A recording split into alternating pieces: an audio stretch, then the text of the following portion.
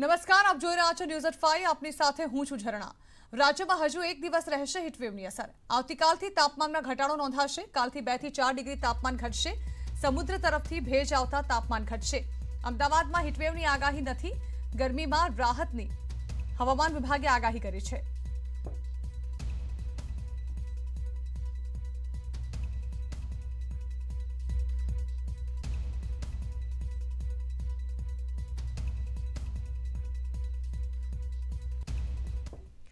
દાહોદના દેવગઢ બારિયાના ભૂતિયા ખાતે એક મકાનમાં ભીષણ આગ લાગી। આગ એટલી ભીષણ હતી કે જેમાં ઘરના સોના ચાંદીના દાગીના તેમજ રોકડ મળી 10 લાખથી વધુનું નુકસાન થયું છે। સદનસીબે આગમાં કોઈ જાનહાનિ થઈ નથી। જો કે આગ કયા કારણોસર લાગી તે નથી જાણી શકાયું।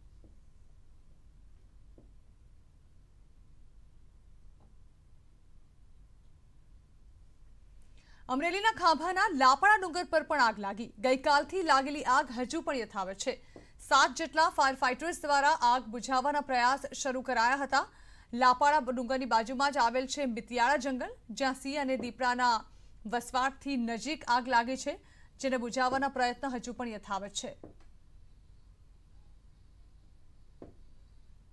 તો ગઈકાલ સાંજથી સામે આવેલી આ ઘટના હજુ પણ આગની જે પરિસ્થિતિ છે તે યથાવત છે।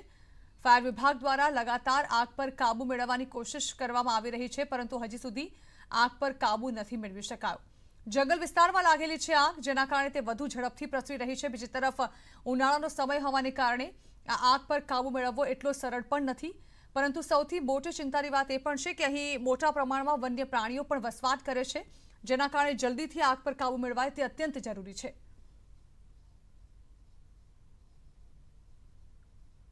તો ગઈકાલે રાત્રે જે આગની ઘટના સામે આવી હતી, પ્રથમ તસવીર તેની બતાવી રહ્યા છીએ, જેમાં જોઈ શકાય તેમ છે કે આગ પર કાબુ નથી મેળવી શકાયો। અને ત્યારબાદ જે બીજી તસવીર છે તે બપોરના સમયની છે આજની, કે જ્યારે આગ પર કાબુ મેળવવાના પ્રયત્નો કરવામાં આવ્યા। અંતિમ તસવીર જે છે તે આગ પર મહદઅંશે કાબુ મેળવાઈ ગયા બાદના છે।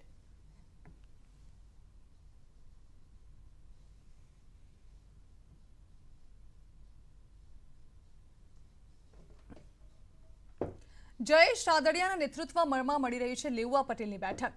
લેઉવા પટેલ સમાજની આ બેઠક પર સૌની નજર છે।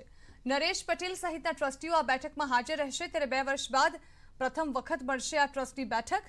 આ ટ્રસ્ટી બેઠક પર સૌ કોઈની નજર છે। જોકે જયેશ રાદડિયા તરફથી આ અંગે નિવેદન આપવામાં આવ્યું છે। તેમનું કહેવું છે કે આ બેઠકમાં કોઈ પણ જાતની રાજકીય ચર્ચા નહીં કરાય।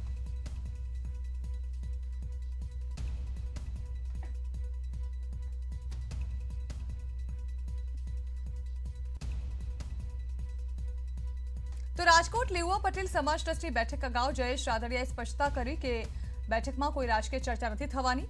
બેઠકમાં માત્ર ટ્રસ્ટના હિસાબો રજૂ થવાના છે। બેઠકમાં નરેશભાઈ પટેલ ટ્રસ્ટી તરીકે આવવાના છે। રાજકારણમાં પ્રવેશ અંગેનો નિર્ણય નરેશ પટેલનો અંગત નિર્ણય હશે। બેઠકમાં નાથદ્વારા સમાજ, મથુરા સમાજ, દ્વારકા સમાજ, સોમનાથ સમાજના લેખાજોખા રજૂ કરવામાં આવશે।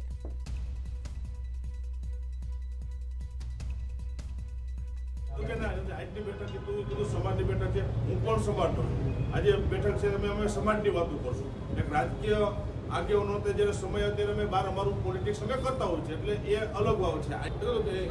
જેનો નિર્ણય થશે નરેશભાઈનો વ્યક્તિગત નિર્ણય હોય છે કે એનો નિર્ણય સહી કરશે। બાકી આજની આ બેઠકની જ્યાં સુધી વાત છે, આ બેઠકમાં આજે એક પણ વાત રાજકીય થવાની